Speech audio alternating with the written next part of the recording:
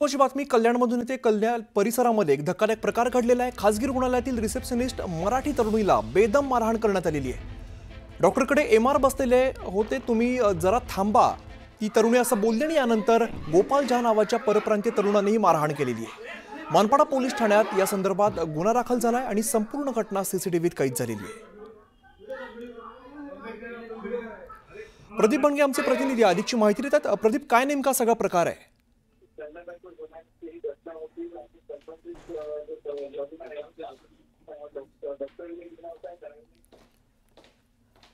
तर कल्याण परिसरातली खरं तरी सगळी धक्कादायक घटना आहे। रुग्णालयातील रिसेप्शनिस्ट जी आहे ती मराठी तरुणी आहे आणि त्या तरुणीला बेदम अशी मारहाण करण्यात आलेली आहे। एका डॉक्टरकडे एमआर बसलेले होते, तुम्ही जरा थांबा इतकं ती तरुणी बोलली आणि यानंतर गोपाल झा नावाच्या परप्रांतीय तरुणाने ही बेदम मारहाण केलेली आहे। दरम्यान या सगळ्या संदर्भात मानपाडा पोलीस ठाण्यामध्ये गुन्हा दाखल झालेला आहे आणि सगळी जी घटना आहे ती सीसीटीव्हीत कैद झाली आहे। ही दृश्य आपण सध्या बघतो, ज्या ठिकाणी या अजित पांढरे आमचे प्रतिनिधी या संदर्भातली अधिकची माहिती देतात। अजित, काय अधिकची माहिती आहे? अमित, अत्यंत धक्कादायक प्रकार हा कल्याणमधून समोर आलेला आहे। कल्याण पूर्वेतील एक खाजगी हॉस्पिटल आहे, तिथं काही पेशंट आले होते डॉक्टरकडे उपचार करण्याकरता। यावेळेस आतमध्ये डॉक्टरकडे एमआर होते आणि या पार्श्वभूमीवरती एक तरुण आपण पाहिला तर तिथं येऊन रिसेप्शनिस्ट जे याची उज्जत घालतो आणि ही तरुणी जी ती मराठीत बोलत होती, तिने त्याला स्पष्टपणे सांगितलं की आतमध्ये एमआर जे आहे त्यांच्याशी डॉक्टरांचं बोलणं सुरू आहे, त्यामुळे तुम्हाला थोडा वेळ थांबावं लागेल। पण त्या तरुणाने थेट तिला उलट बोलायला सुरुवात केली आणि राग आलेल्या तरुणीने त्याला सांगितलं की तुम्हाला जर वेळ नसेल, थांबायचं असेल तर बाहेर जावा। हे ऐकून त्या तरुणाने तिला अजित, मी काही काळ थांबवतो तुम्हाला। सुषमा अंधारे सध्या आपल्या सोबत आहेत। सुषमा, आपण बघतोय अतिशय अमानुष अशा पद्धतीने मारहाण या तरुणीला करण्यात आलेली आहे। अशा पद्धतीने खरं तर त्या मारहाणीचा नुसता निषेध नाही, तर त्याला कृतीने उत्तर द्यायला आम्ही समर्थ आहोत आणि ते उत्तर दिलं जाईल, हे पहिल्यांदा।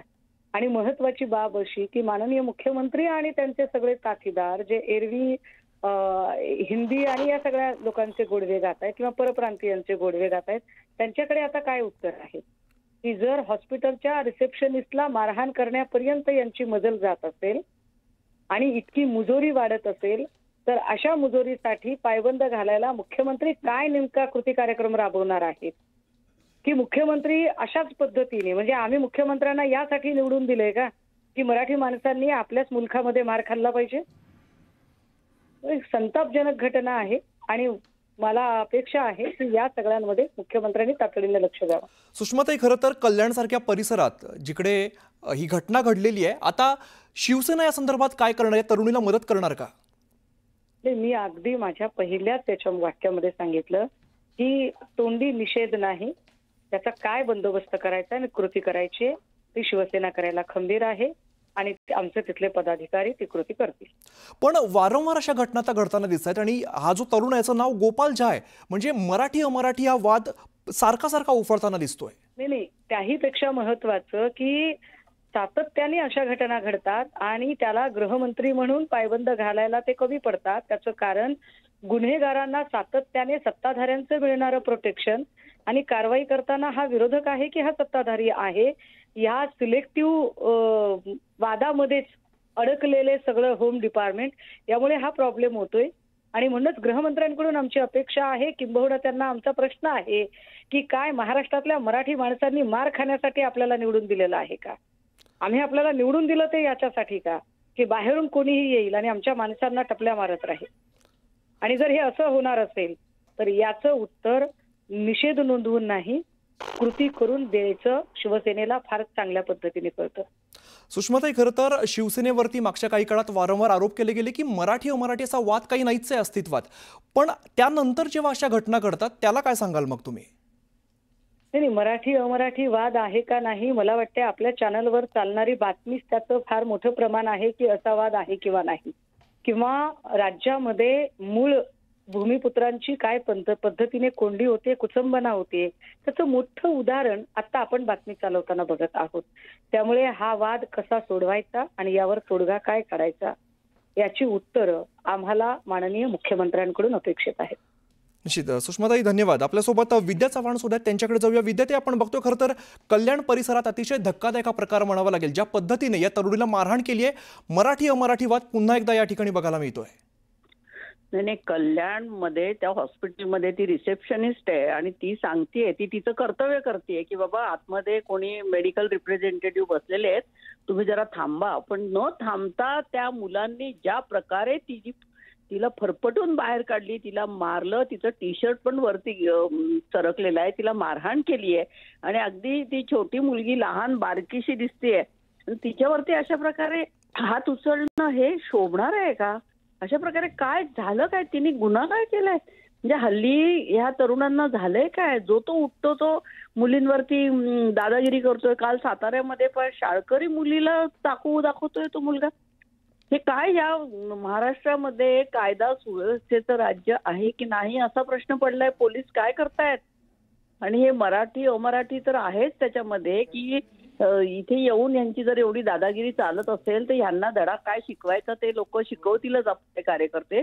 परंतु ह्या मारामाऱ्या अशा वाढत चालल्या तर हे फार चिंताजनक परिस्थिती आहे की जो तो उठतो आणि स्वतःच्या हातात कायदा घेतो. अरे तिथे तुम्ही 5 मिनिटं बसू नाही शकत का?